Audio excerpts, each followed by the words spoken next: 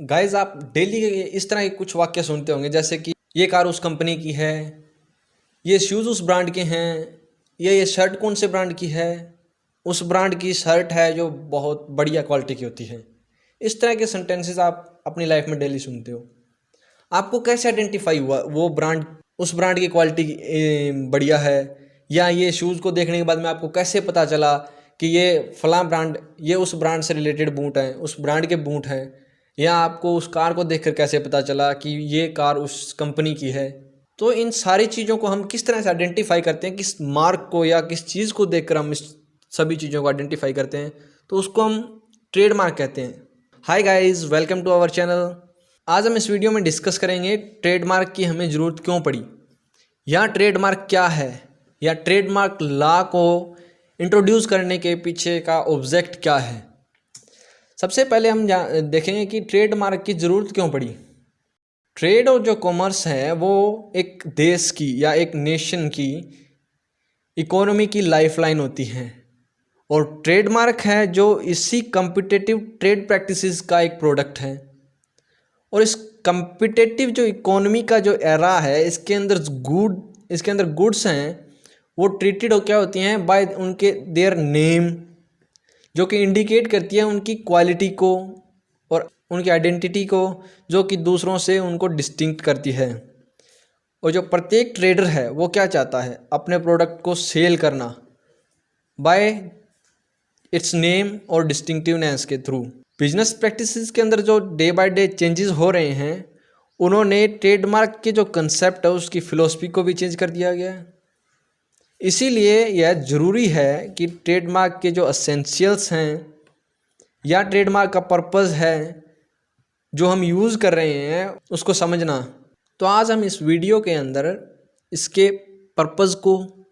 Trademark को समझेंगे, और इसके एसेंशियल करैक्टरिस्टिक्स हैं वो हम अपनी नेक्स्ट वीडियो के अंदर समझेंगे। यानी कि यहाँ पर हम एक प्लेलिस्ट है जो ट्रेडमार्क एक्ट के रिगार्डिंग या ट्रेडमार्क लॉ के रिगार्डिंग इस चैनल के ऊपर अपलोड करने वाले हैं। तो चैनल को सब्सक्राइब कर लें ताकि जो ये प्लेलिस्ट आने वाली है उसकी हर एक वीडियो का आपको नोटिफिकेशन मिल जाए। जो ट्रेडमार्क है उसकी इम्पोर्टेंस की बात करें तो वो सबसे पहले मद्रिद एग्रीमेंट के द्वारा 1891 के अंदर ग्लोबल लेवल के ऊपर रिकॉग्नाइज की गई थी।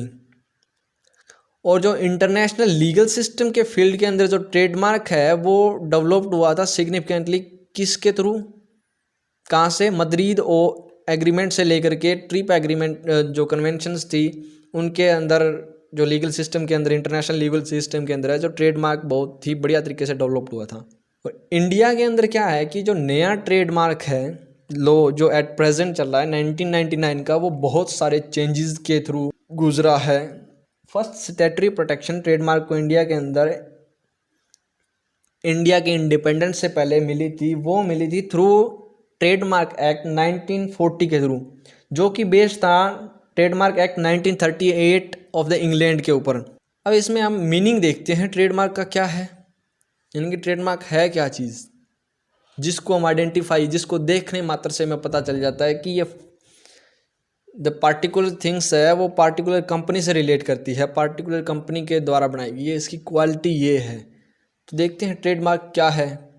ट्रेडमार्क क्या है, एक इंटेलेक्चुअल प्रॉपर्टी है जिसका पर्पज़ है प्रोटेक्ट करना मार्क को, जो कि एक प्रोडक्ट के ऊपर, गुड्स के ऊपर या सर्विस के अंदर दिया जाता है, उसको प्रोटेक्ट करना। ट्रेडमार्क क्या है कि लिटरली मीनिंग क्या है कि एक मार्क है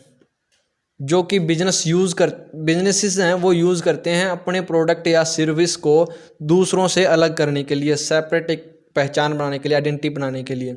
ट्रेडमार्क हम किसे कह सकते हैं, एक ट्रेडमार्क क्या होता है कि एक नेम हो सकता है, ये सिंबल हो सकता है, या कोई डिवाइस हो सकता है जो कि एक प्रोडक्ट को आइडेंटिफाई करता हो, जो ऑफिशियली रजिस्टर्ड होता है, और जो ओनर या मैन्युफैक्चरर होते हैं वो उसको लीगली यूज़ करने के लिए रिस्ट्रिक्टेड होते हैं। और ट्रेडमार्क और क्या हो सकता है, ट्रेडमार्क एक डिवाइस हो सकता है जो कि पॉइंटिंग आउट क्या कर सकता है, डिस्टिंक्टली टू द ओरिजिन या ओनरशिप, या ओनरशिप किसकी, एक मर्केंटाइज की, जो कि अप्लाइड है या लीगली रिजर्व्ड हैं एक्सक्लूसिव यूज़ के लिए एक पार्टिकुलर ओनर के पास में, एज ए मेकर या सेलर कह सकते हैं हम उसको,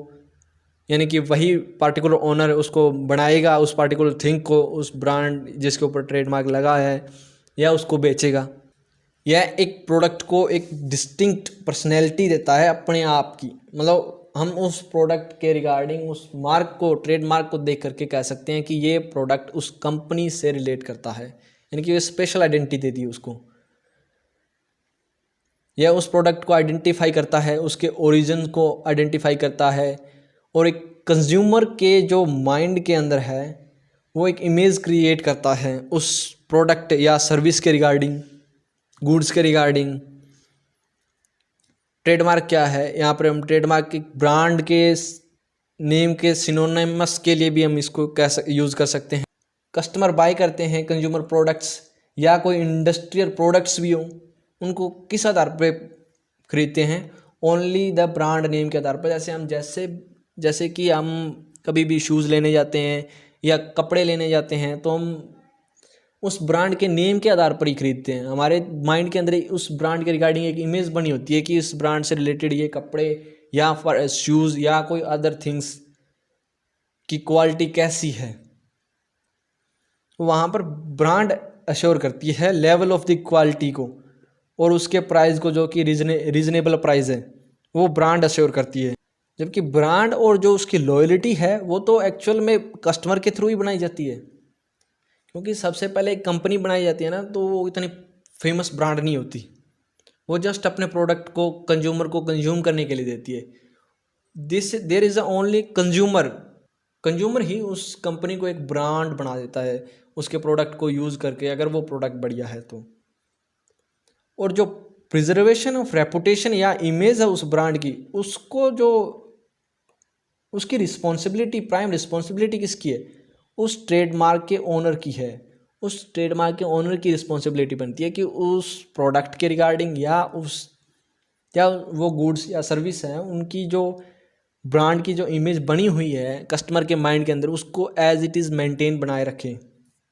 और ट्रेडमार्क क्या है, डिस्टिंग्विश करता है एक प्रोडक्ट को दूसरे प्रोडक्ट से, जो कि उसी की क्लास के अंदर, सेम क्लास के अंदर कंपनीज के थ्रू बनाए जाते हैं। अब यहाँ पे हम ट्रेडमार्क लॉ के ऑब्जेक्ट को देखते हैं कि यह क्यों इंट्रोड्यूस किया गया। ट्रेडमार्क लॉ को इंट्रोड्यूस किया गया था लीगल प्रोटेक्शन प्रोवाइड करने के लिए ट्रेडमार्क्स को, जो कि गुड्स और सर्विस के लिए है। और एक ट्रेडमार्क्स हैं, यानी कि जो भी मार्क हैं उनके फ्रॉडुलेंट यूज़ को रोकने के लिए भी बनाया गया है ट्रेडमार्क लॉ। यूनिक फीचर क्या है ट्रेडमार्क का? यूनिक फीचर ट्रेडमार्क का कि जो डिस्टिंग्विश करता है from the other categories of IPR, जैसे कॉपीराइट, पेटेंट, डिज़ाइन है, उनसे अलग करता है ट्रेडमार्क का। यही एक यूनिक फीचर है, यानी कि ट्रेडमार्क है वो एक लीगल प्रोटेक्शन देता है किसको, ट्रेडमार्क ओनर को, not for a fix time but for the indefinite period. यानी कि जैसे कि कॉपीराइट के अंदर एक फॉर फिक्स पीरियड के लिए होता है, जैसे 60 ईयर हो गया, तो इस तरह से ट्रेडमार्क के अंदर हम फिक्स पीरियड नहीं है, यहाँ पर हम इंडेफिनिट टर्म के लिए भी इस ट्रेडमार्क को यूज़ कर सकते हैं, उसको लीगल प्रोटेक्शन ले सकते हैं ट्रेडमार्क लॉ के अंदर। परंतु वहाँ पर कुछ लीगल कंडीशंस दी गई हैं, यानी कि उसका रिन्यूअल करवाना या कोई और अदर कंडीशंस हैं ट्रेडमार्क लॉ के अंदर दी गई, उनको फुलफिल करना। Laxmikant V Patel versus Chetna Bai Shah AIR 2002 SC 275 के केस के अंदर सुप्रीम कोर्ट ने एक्सप्लेन किया गया है ट्रेडमार्क लॉ का ऑब्जेक्टिव। इसमें कोर्ट क्या कहता है कि लॉ किसी को भी एक बिजनेस एक ऐसे वे के अंदर कैरी ऑन करने की परमिशन नहीं देता जो कि कस्टमर को धोखे में रखे या क्लाइंट्स को ये बिलीव दिलाए कि जो गुड्स हैं या सर्विस हैं वो किसी और से बिलोंग करती हैं और वो व्यक्ति उसके साथ में एसोसिएटेड हैं। यानी कि अगर आप एक बिजनेस स्टार्ट करने जा रहे हो तो आप उसके अंदर इस तरह का मार्क यूज़ करते हो जिससे भी कस्टमर को देखने से ये आइडेंटिफाई होता है या रिकॉग्नाइज करता है, उस आपके प्रोडक्ट को देखने से या आपकी गुड्स को देखने से कस्टमर आइडेंटिफाई करता है या रिकॉग्नाइज करता है कि ये उस कंपनी से रिलेट करता है। तो ऐसे बिजनेस को कैरी ऑन करने की परमिशन नहीं देता लॉ। यहाँ पे दो रीज़न हैं इसके। पहला रीज़न तो क्या है कि ऑनेस्टी एंड फेयर प्ले, वो क्या है कि बेसिक पॉलिसीज है in the word of the business के अंदर, यानी कि बिजनेस के वर्ड के अंदर ऑनेस्टी और फेयर प्ले को बेसिक पॉलिसी माना गया है। सेकंड क्या कहते हैं, जब एक पर्सन अडॉप्ट करता है या इंटेंट टू अडॉप्ट होता है एक नेम अपने बिजनेस के कनेक्शन में या सर्विस के कनेक्शन में जो कि ऑलरेडी किसी और से बिलोंग करती है, तो ये क्या क्रिएट करता है, एक कन्फ्यूजन या फिर प्रोबेबिलिटी क्या है कि एक डाइवर्ट कर देता है कस्टमर को या क्लाइंट को जो कि किसी और कंपनी के हैं या किसी और से रिलेट करते हैं, उनको अपनी बिजनेस में या अपनी कंपनी में डाइवर्ट कर लेता है, जिससे कि उस कंपनी को जो कि ऑलरेडी पहले से एग्जिस्ट है उस नाम के अंदर, उस ट्रेडमार्क के अंदर, तो उसको उससे इंजरी होती है, उसको लॉस होगा इस तरह की ट्रेड प्रैक्टिस से। तो यहाँ पर इस केस के अकॉर्डिंग हम कह सकते हैं कि कोर्ट ने ट्रेडमार्क लॉ का ऑब्जेक्टिव इस तरह से प्रेजेंट किया गया है कि जिससे कि किसी भी एग्जिस्टिंग बिजनेस है उसकी रेपुटेशन उसने बनाई है तो उसको किसी भी तरह का लॉस ना कर सके कोई अदर बिजनेस उसके मार्क ट्रेडमार्क को यूज़ करके, यानी कि वो ट्रेडमार्क यूज़ करके उसके क्लाइंट्स को डाइवर्ट ना कर सके, उनके क्लाइंट के अंदर किसी भी तरह की कन्फ्यूज़न ना क्रिएट कर सके। तो इन चीज़ों को प्रोटेक्ट करने के लिए यहाँ पर ये लॉ इंट्रोड्यूस किया गया है। आई होप आपको ये वीडियो अच्छे से समझ आ गई होगी, आपको ये ट्रेडमार्क के रिगार्डिंग जो कंसेप्ट है वो भी क्लियर हो गया होगा। यदि हाँ तो इस चैनल को सब्सक्राइब करें ताकि आप आने वाली जितनी भी वीडियो उनका नोटिफिकेशन पा सकें और कोई भी वीडियो मिस ना करें। Thanks for watching video, like and subscribe for more such videos, keep in learning.